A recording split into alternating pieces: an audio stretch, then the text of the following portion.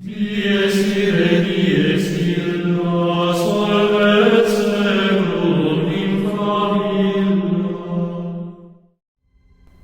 Ang kwentong ito ay hango sa totoong buhay. Karanasan ito ng kapatid ng tatay ni Bibe.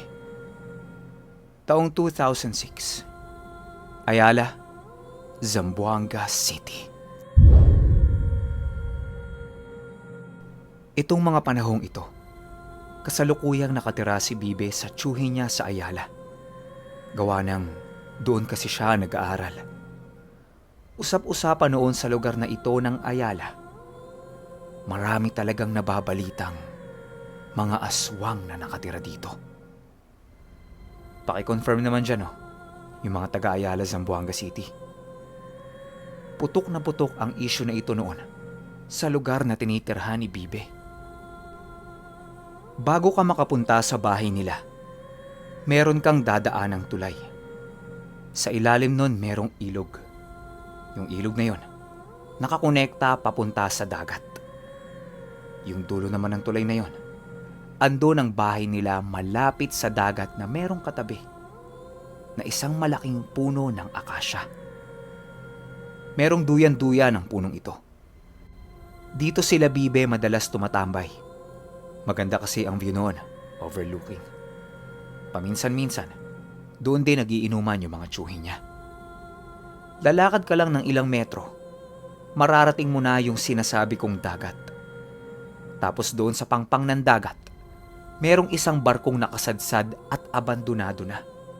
Ang tawag nila dito noon, Baradero.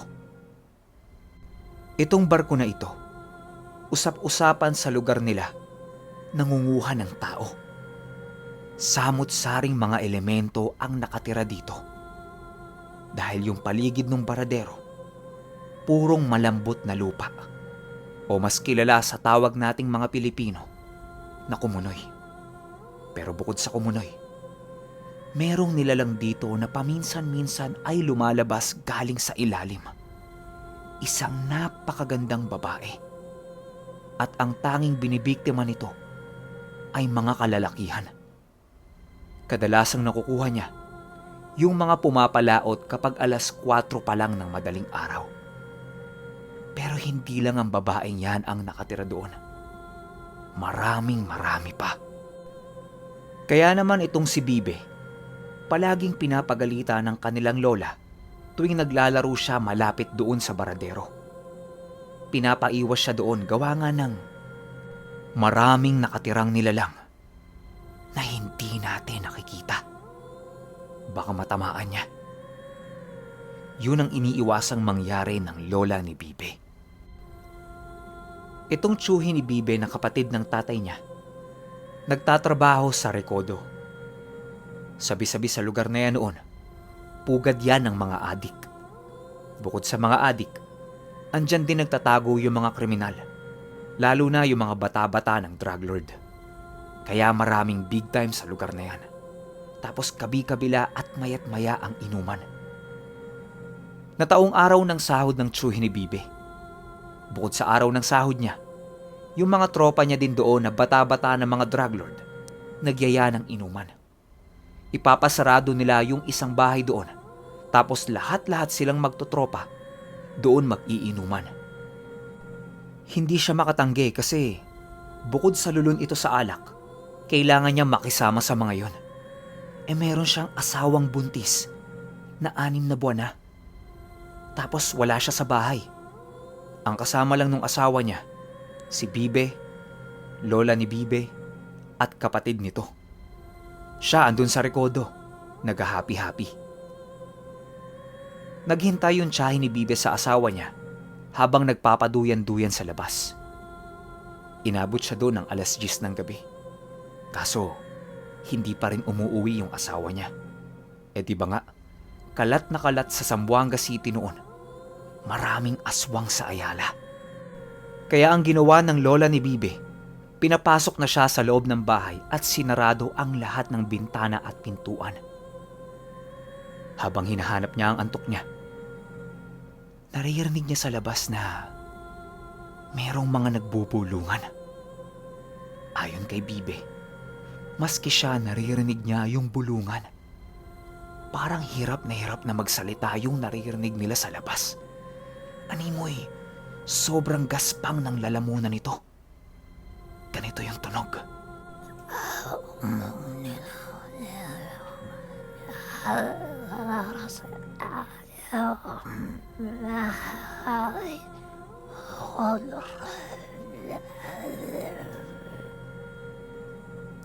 Sa takot nilang dalawa, lumipat sila sa kwarto ng lola nila.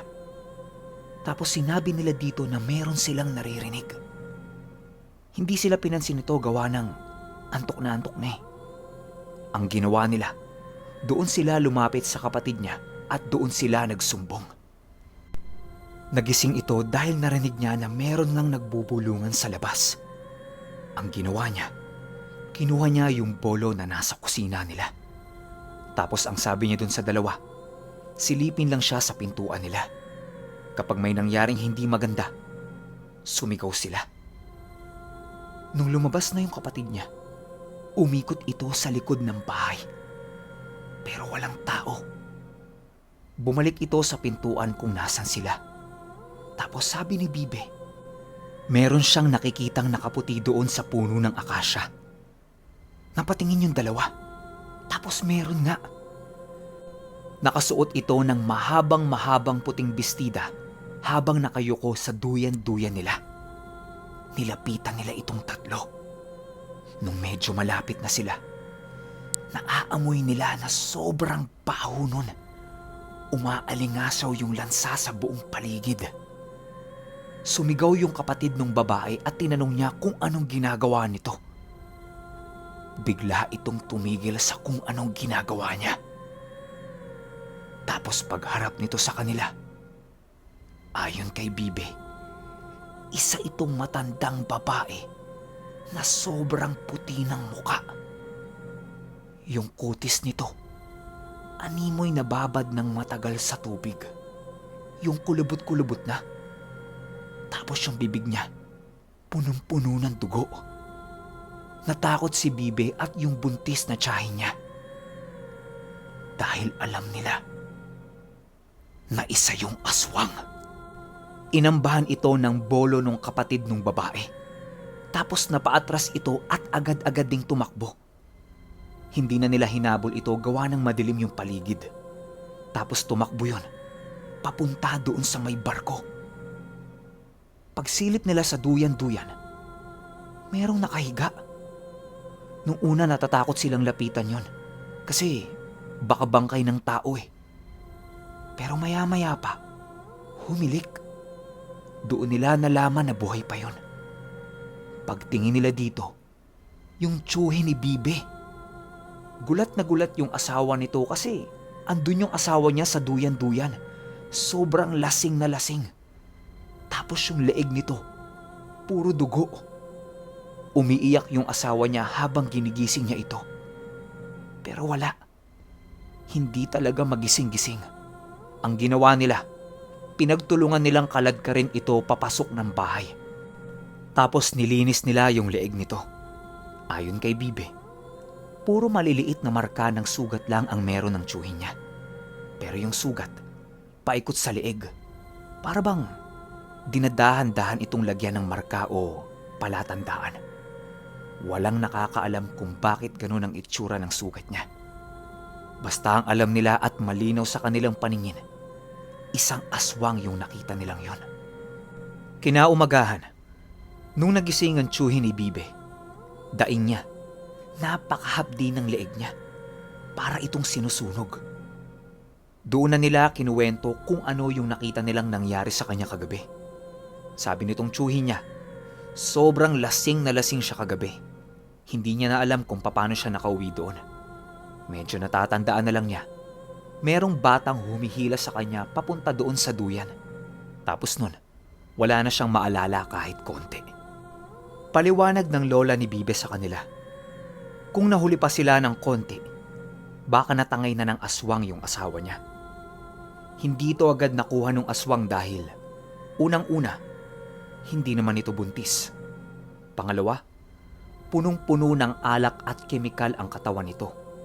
ayaw na ayaw ng aswang ang mga amoy na yon. Pangatlo, kaya puro maliliit na kagat-kagat sa leeg lang ang inabot nito dahil nagsisimula pa lang yung aswang na yon, natikman siya. Pero ang pinakapakay nun kung bakit nandito yon ay siya, yung tiyahin ni Bibe na buntis. Yun ang iniikot-ikot nila sa bahay nung gabing yon. Dahil alam nilang wala silang mapapala kasi nga gising pa ito, aksidente nilang nakita yung asawa niyang nakahiga sa duyan. Imbis na umuwi ito na walang laman ng tiyan, nagtangka siyang kainin yon. Pero yun nga, nakita nila, kaya agad-agad tumakbo ito.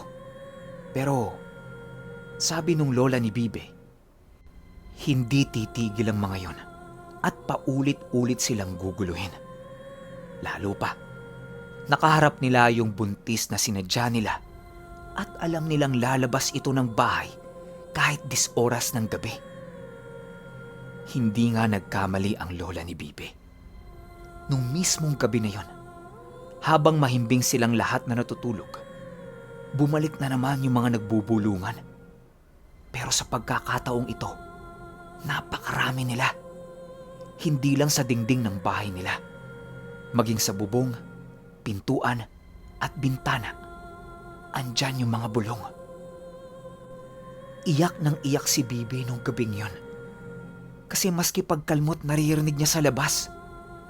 Yung susunod na bahay sa kanila medyo malayo pa. Kaya kahit magsisisigaw sila, hindi ito maririnig. Ginising nila ang kanilang lola para sabihin dito na mayroong mga aswang sa labas. Nung nagising nila ito, sumisigaw-sigaw ito at mura ng mura. Sabi pa niya, kilala niya ang mga yon. Oras na hindi sila umalis, pupunta siya mismo sa bahay nila tapos susunugin niya ito. Takang-taka si Bibe kasi pagtapos magsalita ng lola niya ng ganon, nawala ang lahat ng ingay. Pero yung tsuhin niya halos mamilipit sa sakit ng leeg niya. Sabi pa niya, parang merong unti-unting nananakal sa kanya tapos pahapdi ito ng pahapdi. Yung pakiramdam na merong alambre na nakapalupot sa leeg mo tapos dahang-dahang sumisikip. Ganun ang nararamdaman ng tsuhin ni Bibe. Sa sobrang galit nito, lumabas na ito ng bahay tapos mura siya ng mura. Sabi pa niya, oras na bumalik sila doon, hindi na siya magsasalita.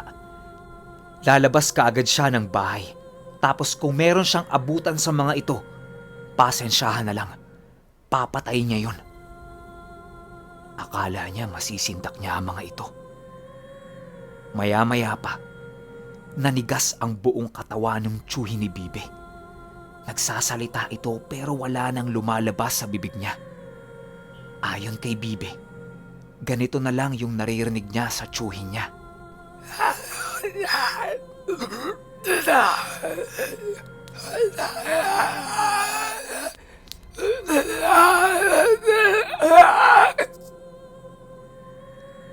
Tapos turo ito ng turo doon sa puno ng akasya. Inakay nila Bibi ito papasok sa loob ng bahay. Lalabas pa sana yung asawa niya nun, pero pinigilan ng lola. Pagtapos nun, sinabihan siya na tiisin yung hapdi. Tapos kumuha ito ng asin at nilagay doon sa mga sugat niya sa leeg. Nakikita ni Bibeng hirap na hirap at sumisigaw yung tsuhin niya pero wala na silang marinig. Tapos maya-maya pa, dahang-dahang merong lumalabas na boses sa bibig ng tsuhin niya. Yung tunog, karalgal tapos masakit sa tenga. Lumipas ang ilang minuto, napagod ito. Tapos sabi ng lola niya, maglagay ng asin sa bawat pintuan at bintana ng kwarto nila para wag na silang guluhin ng mga ito. Sinunod naman nila yon. Di kalaunan, nawala na ng tuluyan ang lahat ng ingay sa labas ng bahay nila. Kinaumagahan, lumapit na sila sa kakilala nilang manggagamot para magpakonsulta. Ayon dito sa manggagamot, nilagyan siya ng sakit ng aswang at maaari siyang makontrol nito kung hindi maaagapan. Agad-agad gumawa ito ng pangontra. Ang natatandaan na lang ni Bibe sa nakita niya, yung ugat na kulay itim. Dinurog-durog yun ng manggagamot, tapos nilagyan ng langis. Pagtapos nun, tsaka pinahid sa leeg ng tiyuhin niya. Maniwala kayo o hindi, lahat ng marka sa leeg ng tiyuhin niya, nawala lahat. Paulit-ulit pa rin itong minamasahe ng manggagamot hanggang sa tuluyan ng naubos yung marka. Pagtapos niyan, merong ibinigay na itim na kabibe sa kanila yung manggagamot. Ang sabi nito, iwan lang nila yun sa bubong ng bahay nila. Obserbahan nila kung ano ang mangyayari pagsapit ng hating gabi. Sinunod nila yung payo ng manggagamot, pero wala pa man ding hating gabi. Mga bandang 5:00 pa lang ng hapon. Habang nag-uusap sila, merong bumabato sa bubungan nila. Akala nila mga bata lang. Lumabas yung tiyuhin ni Bibe para tingnan ito. Pero wala siyang nakitang mga batang naglalaro malapit sa kanila. Nung papasok na siya sa loob ng bahay nila, meron siyang narinig na sitsit. Psst! Psst! Paglingon niya sa likod niya, may nakita siyang isang matandang babaeng nakasuot ng mahabang puting bestida. Nakaturo ito sa kanya habang pangiti-ngiti.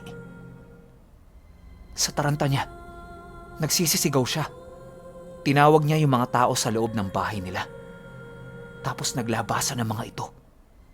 Sabi nung kapatid nung babae, yun yung nakita nila nung gabing lasing na lasing siya. Siya yung babaeng naglagay ng marka sa kanyang leeg. Pumasok kaagad yung tiyuhin ni Bibe sa loob ng bahay nila para kunin yung bolo. Nung nakuha na niya ito, tumakbo kaagad siya sa labas para habulin yung matandang babae. Lahat sila, kitang-kita nilang pumunta yon sa likod ng akasya. Tapos bigla na lang itong nawala. Lahat sila takang-taka kung saan yun pumunta. Kasi yung likod ng akasya na yon, konting hakbang lang, bangin na. Wala ka nang pupuntahan doon. Sa takot nilang mag-anak, pumasok na lang sila sa loob ng bahay.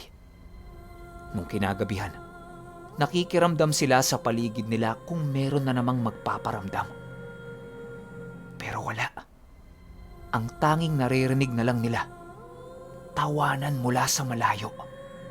At nanggagaling ang tawanan na yon sa puno ng akasya. Hindi na lang nila pinansin at hinayaan na lang. Yun na ang huling gabing nakaranas sila ng kakaiba sa bahay nila. 4 na linggo ang lumipas. Bumalik na si Bibe ng Siraway at hindi na niya tinuloy ang pag-aaral niya doon. Nagkaroon kasi ng problemang pangpamilya. Pero kahit hanggang ngayon, kahit pa hindi na siya nakadalaw mula noon, hinding-hindi malilimutan ni Bibe yung nangyari sa tiyuhin niya. Lalong-lalo na nung meron siyang nakitang inilagay ng aswang sa leeg nito na marka. Okay, opinyon ko sa kwento. Ngayon ko lang narinig yung marka-marka na yun. Kasi 'di ba, ang pagkakakilala natin sa mga aswang, mga agresibo. Pag yung may pagkakataon silang kainin yung isang tao, kakainin na nila yon. Pero meron ding paniniwala na hindi kumakain yung aswang ng hilaw. Ang ginagawa nila, kukuha ng tao, kakatayin, lulutuin, o orasyonan, tapos tsaka nila kakainin. Meron din naman yung mga humuhukay ng mga sariwang bangkay, tapos kakainin ng hilaw yung laman. Iba-iba no? Pwede rin namang baka baliw lang yung nakita nila doon. Pero kayo, ano ang opinion nyo sa kwento na ito? Open ang comment section natin para sa mga opinion ninyo. Yun lang. Hanggang sa susunod na kwento.